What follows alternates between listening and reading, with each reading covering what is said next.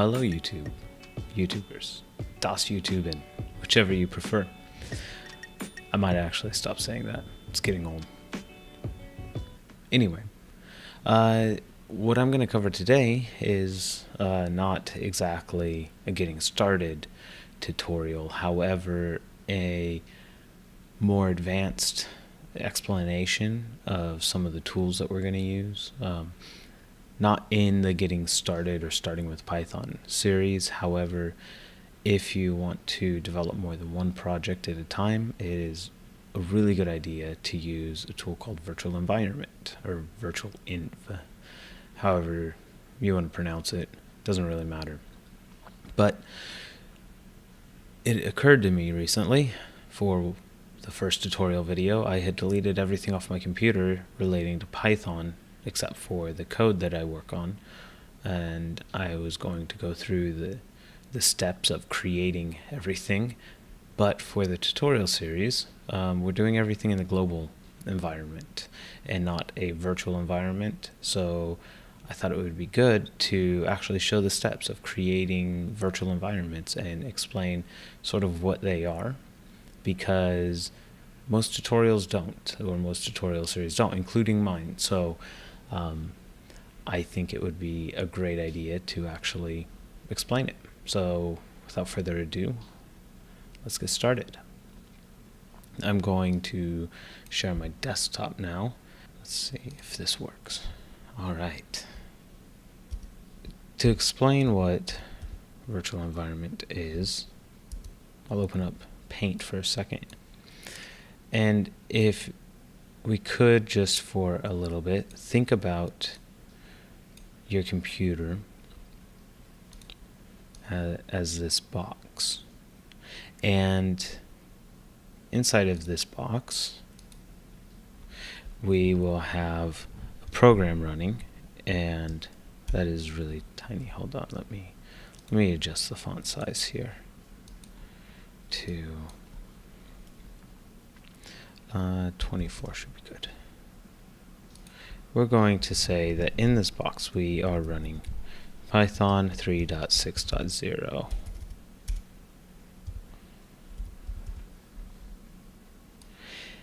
And inside of this Python environment,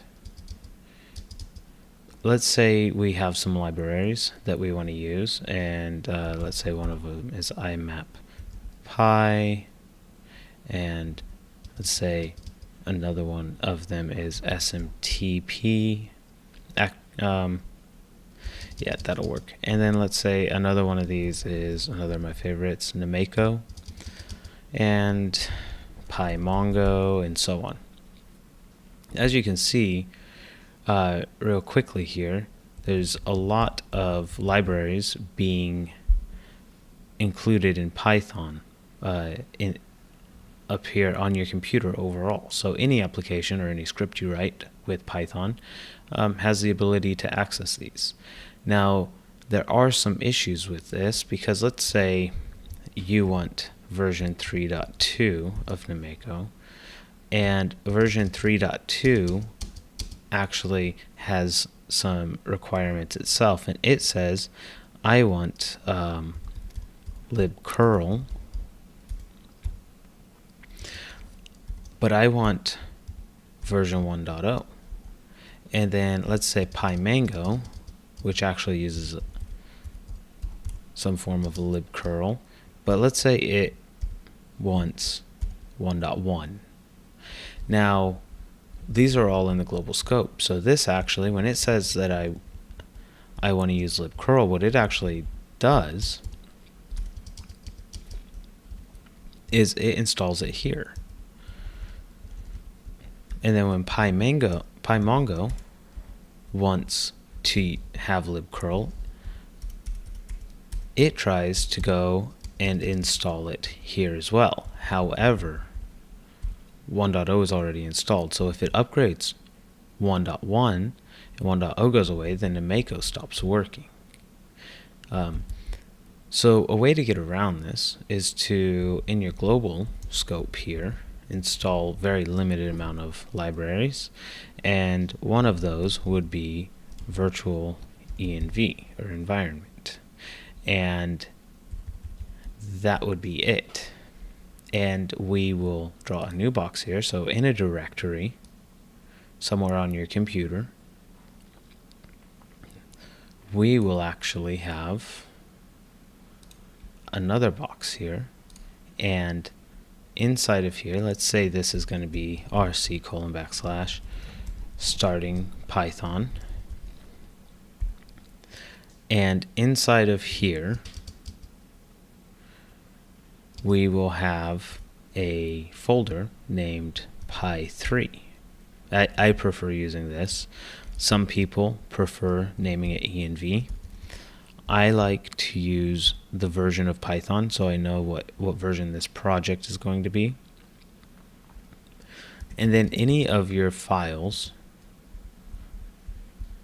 that need Python libraries, they will actually be installed right here. So this is where Nameko will be installed.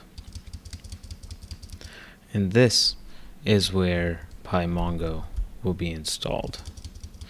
And all of the other great libraries that we may want to use can all be installed in here.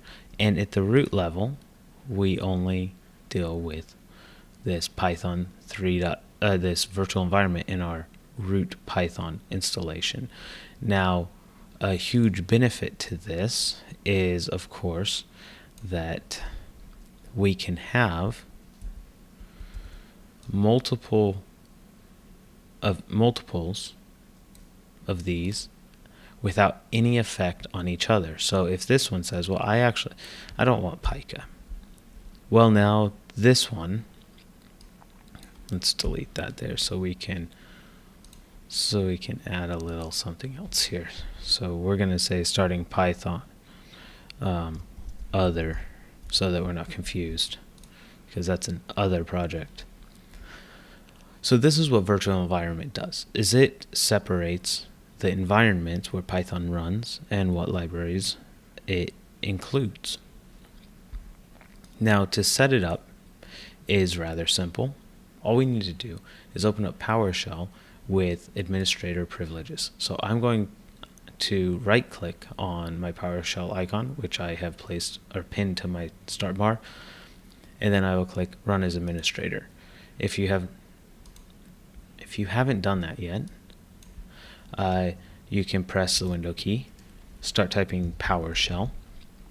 It should be visible. Right click on it here, and then click this run as administrator option. You will be prompted with a user account control dialog box asking you for permission. Just click yes, and now you can see both of those open.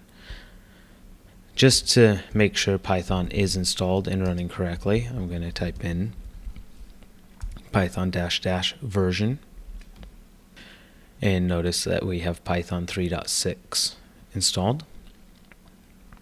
Another tool that is installed by default with Python 3 is pip. And to see what version we have of that and make sure it is installed, we'll do pip -- version. Alright, so it found it, and it told us we have 9.0.1, which should be the latest at the moment.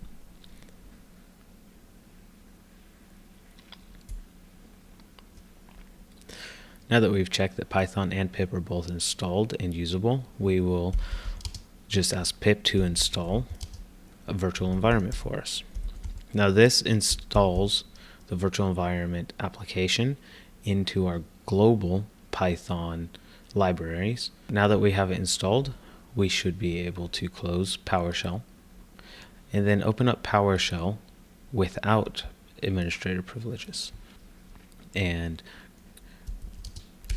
first, let's check to make sure that it has been added to the path correctly by typing VirtualEnv -- version, and there it is, 15.1.0.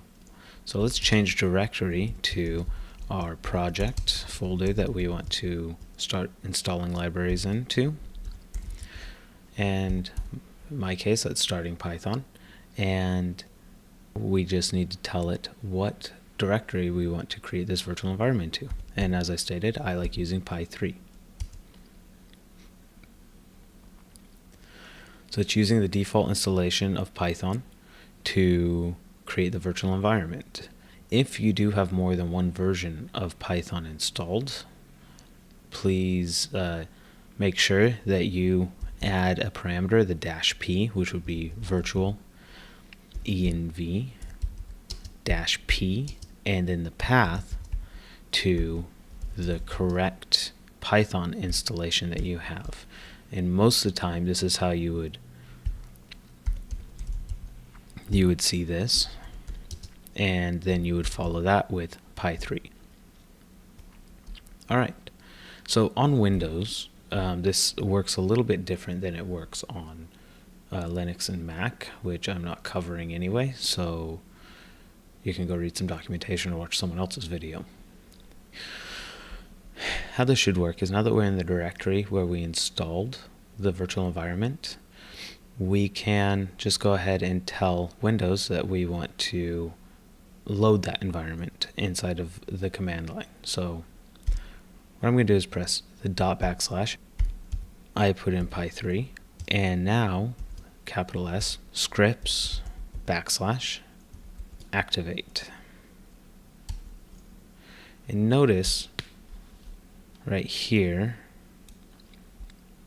it says Py3. That's because we are in the Py3 virtual environment. It is actually possible to have multiple environments in a single folder, so you could have a Py2 and a Py3 if you want. And that is one of the reasons I like having the Py3 instead of the env name for the folder. So if you want to test your applications with Python 2.7 and 3.5, 3.6, you can go ahead and make the distinction between what environment you're running in. Here, we can go ahead and run pip install, and there is this library I really like for date manipulation called ISO 8601, I believe. And if you don't mind Avast, right there, it's telling me that it's scanning everything to make sure it's not breaking my computer. It went ahead and installed.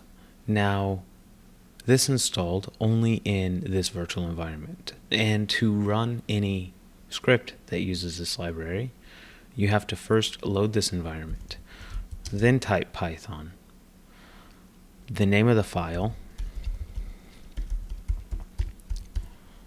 and then run it.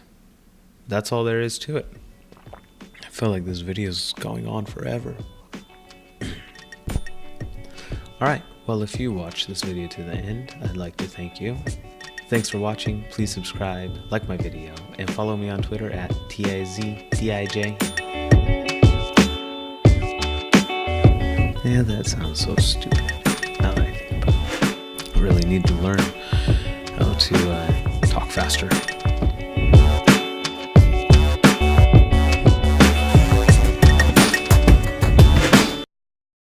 On a different color behind me, not tan.